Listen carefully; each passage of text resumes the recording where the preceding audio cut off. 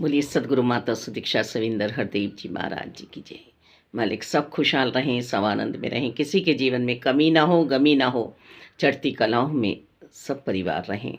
संतों के यहाँ हर पल संतों का आना जाना लगा रहे, आंगन में खुशियाँ ही खुशियाँ हों और घट बिच निरंकार समाये रहें। चलता फिरता मंदिर मस्जिद गुरुद्वारा हुआ करता है संत महात्मा, उसे कहीं जाने की आवश्यकता नहीं है। युगों युगों से यही बात लिखी हुई है और सुन रहे हैं, पढ़ रहे हैं, पर समझ नहीं रहे हैं, मनन नहीं कर रहे हैं। हम आनंद कैसे मनाएं? वर्ष में एक बार दिवाली आती है, पर संतों के यहाँ नित्य दिवाली मनती है, क्योंकि दीपक जला हुआ है, बुझा नहीं है दीपक कि ये वर्ष में एक बार ही जलेगा। और जब हमने मायापति को मांग लिया है तो माया तो हमारे पास आनी है।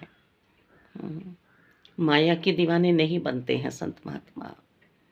हमने अविनाशी का पता लगाया है, सदगुरु जी की कृपा से हमें ये प्राप्ति हुई है। न जाने कौन से गुण हमारे भाग गए सदगुरु जी को। क्या हमें अच्छा देखा मालिक इन्होंने। ये युगों युगों से हमारे मन में बात समाई हुई थी, जिज्ञासा उत्पन्न हो चुकी थी कि हम पता लगाएं कि हम हैं कौन। इस जिज्ञासा ने हमारा काम बना दिया। फिर भी हमें कर्ता भाव में नहीं आना है, क्योंकि कर्ता निरंकार प्रभु परमात्मा, इनके बिना पत्ता भी नहीं हिलता। पर मेरे सूक्ष्म भाव जो है ना मन के, वो भी शुद्धता वाले होने चाहिए, स्वच्छ होने चाहिए। क्योंकि जो मन में सूक्ष्म भाव हैं वही ये पूरा करते हैं। ये कह रही हैं, मैंने अर्जुन मन देकर भेजा है, विवेक देकर भेजा है। विवेकपूर्ण बात करो। जो ज्ञान ब्रह्म ज्ञान हमें मिला है ना, आध्यात्मिक सफ़र का तय पूरा हुआ है, मंजिल पर पहुँचे हैं हम, तो यहाँ भी हमें सेवा सिमरन सत्संग अंत सांसों तक करना है, पल दो पल नहीं। मालिक गुरु गद्दी से जो भी वचन आए उन्हें अपने जीवन में उतारना है। इस जीवन का श्रृंगार करना है हमें। तन मन धन से निष्काम भाव से सेवाएं करनी है। तन से सेवा होगी तो तन निरोगी होगा, मन से सेवा होगी तो मन निरोगी होगा। मन में द्वेष भावना, नफरतें, ईर्ष्या, बैर, मोह, लालच, क्रोध ये नहीं समा पाएंगी।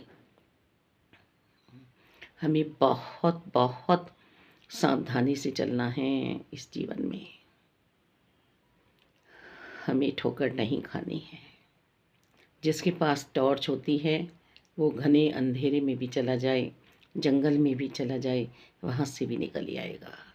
और जिसके पास टॉर्च नहीं होगी, आँखों की रोशनी नहीं होगी, वो घर में भी ठोकर खाएगा। चाहे उसने अपनी ही सहूलियत से मकान बनवाया है, फर्नीचर तय किया है, पर वो उनसे भी नहीं बच पाएगा, ठोकर खाता फिरेगा। तो ये ब्रह्म ज्ञान से हमारा ज्ञान उत्पन्न हुआ है कि हम कौन हैं। हम निज स्वरूप में बैठे हैं, हमने अपना पता लगा लिया है, तो अब ठोकर ना खाएं। ब्रह्म ज्ञान की दात तो हम प्राप्त कर लेते हैं, पर कर्म नहीं कर पाते हैं वो, जिससे हम इस नाव पे बैठे रहें। इस नाव से हम संसार रूपी माया में नहीं जाएं, हम छलांग लगा जाते हैं। तो हमें माया रूपी संसार से बचना है और सद्गुरु जी ही हमें बचा सकते हैं। धन्यवाद जी।